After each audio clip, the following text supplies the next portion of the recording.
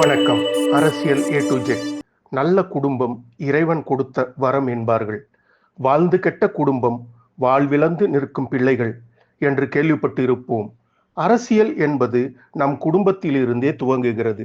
நிர்வாக திறமையில்லாத தாய் தந்தை அமைந்துவிட்டால் அந்த குடும்பமே திசை மாறி காற்று வந்த போக்கில் போய்விடுவார்கள். பொருத்தமில்லாத திருமணம், கட்டாய திருமணம், பணத்துக்காக திருமணம், சுகபோகங்களை அனுபவிக்க திருமணம், இது போன்ற திருமணங்களால் குடும்ப நிம்மதி இழந்து குடும்பத்தில் சண்டை, சொத்து தகராறு, காவல் நிலையம், கோர்ட், குடும்ப சண்டைகள், உயிரிழப்பு வரை போய்விடும்.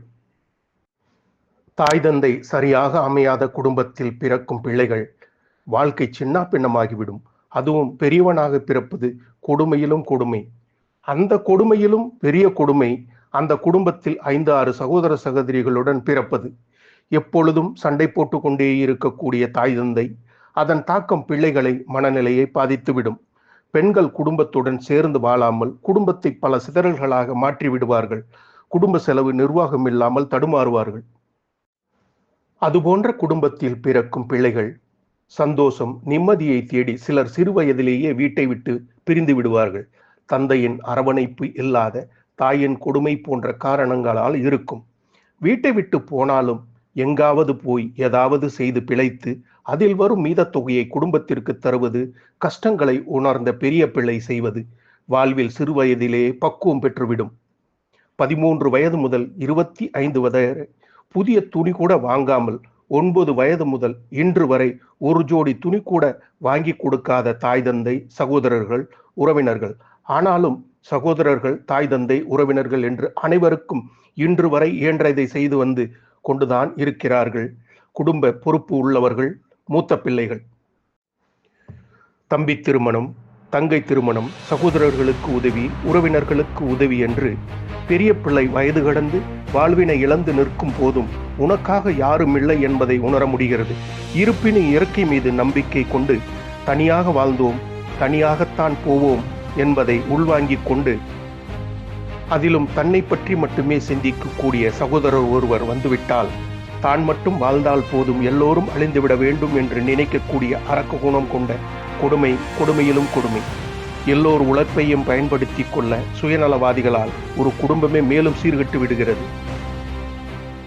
நல்லவர்கள் கெட்டவர்கள் விளக்கம் என்ன என்பதை தெரியாத இந்த உலகம். அள்ளி கொடுத்தவனுக்கு அல்வா தரும் அற்ப ஜென்மங்கள். ஒவ்வொரு குடும்ப உறுப்பினர்கள் குடும்ப வளர்ச்சி, நலன், பங்கை கூற முடியுமா? பதில் இல்லை. வருடா வருடம் மாதம் 3000 முதல் 5000 ரூபாய் சேமித்து வருடம் 2 வருடம் கழித்து ஊருக்கு வரும்போது உறவினர்களுக்கு செலவே சரியாகிவிடும். இடையில் ஏதாவது திருமணம், திருவிழா, மரணம் என்று வந்தால் அந்த சேமிப்பும் போய்விடும். அடுத்து 50,000 1 லட்சம் ரூபாய் சேரும் வரை ஊருக்கு போக முடியாது. 13 வயது முதல் 55 வயது வரை 1 ரூபாய் கூட கொடுத்து உதவி செய்யாத குடும்ப சகோதர சகோதரிகள், உறவினர்கள், தாய் தந்தை. போட்ட உடையுடன் ஊரை விட்டு வந்து இயன்ற வரை எல்லோரையும் சந்தோஷப்படுத்த முயற்சி நடந்து கொண்டுதான் இருக்கிறது. நல்ல நிலைக்கு வந்த பிறகுதான் ஊருக்கு போக வேண்டும் என்று நினைத்து வருவாய் எல்லாம் கொடுத்தும் 1 ரூபாய் கூட கொடுத்து உதவ உறவுகள் இல்லை. இப்படி கசப்பான அனுபவங்கள் எத்தனை! சுயநலவாதிகள் சகோதரர்கள்.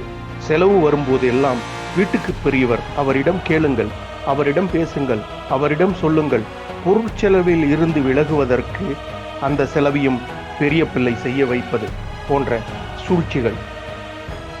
தன்னுடைய உடல் சுகம், பொருள் சேமிப்பு தனக்குதான் என்று நினைக்கும் சுயநலவாதிகள் வீட்டு சொத்தில், பொது சொத்தில் செலவை மட்டும் சொல்வது, வரவை மறைப்பது, பொது சொத்தில் யாரும் பங்கு தராமல் இருக்க புது புது திட்டம் தீட்டி ஏமாற்றுவது, பரம்பரை சொத்தில் இருந்து 10 ரூபாய் கூட இதுவரை வாங்காமல் சகோதரர்கள் நன்றாக இருக்கட்டும் என்று நினைப்பது ஏமாளித்தனமாம். சேமித்து வைக்க சொல்லி பொருள் கொடுத்தால் விற்று பணமீட்டி சுய சேமிப்பு செய்வது, அடுத்தவரை ஏமாற்றி, சகோதரர்களை ஏமாற்றி, குடும்பத்தை ஏமாற்றி வாழ்வது திறமையாம், புத்திசாலித்தனமாம். இன்றைய மூட சமூகத்திற்கு மூத்தவன் முட்டாளாக வாழ காரணம் தாய் தந்தை, சகோதர சகோதரிகள் நலன் கருதி சுயநலம் பாராமல், இரவு பகல் பாராமல் உழைத்து லட்சங்களை துச்சமாக நினைத்து ஒவ்வொரு கஷ்டத்திலும் பாசத்திற்கும் அன்பிற்கும் துணை நின்று மூத்தவனுக்கு கிடைக்கும் பட்டம் அறிவில்லாதவன், ஏமாளி, வாழத் தெரியாதவன் என்ற பட்டம்.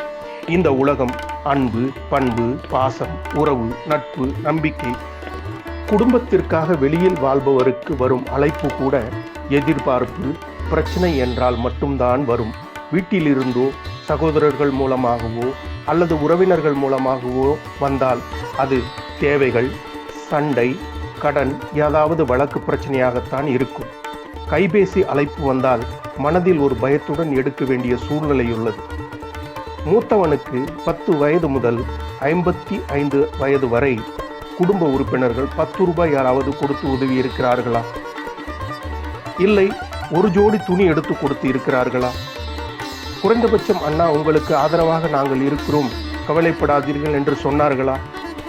சாப்பிட்டீர்களா என்று கேட்பதை விடுங்கள்.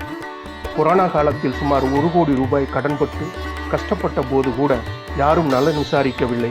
அந்த சமயத்தில் கூட பொருள் தேவைக்குத்தான் போன் அழைப்பு வந்தது. உலகின் மிக கேவலமான சகோதரர்களுக்கு ஒரு அடையாளம். 4 சகோதரர்கள் அருகில் இருந்தும் ஒரு தாய்க்கு உணவு, மருத்துவ செலவு வழங்காத அற்ப ஜென்மங்கள். பெரியவன் மீது குறை சொல்வது.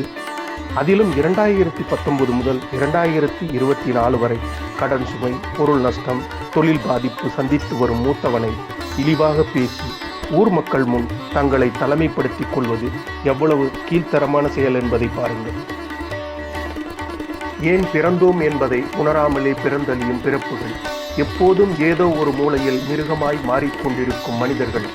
நியாயமில்லாதோர் எடுக்கும் முடிவுகளுக்கு லாபமும் நஷ்டமுமாய் பல மூடர்கள்.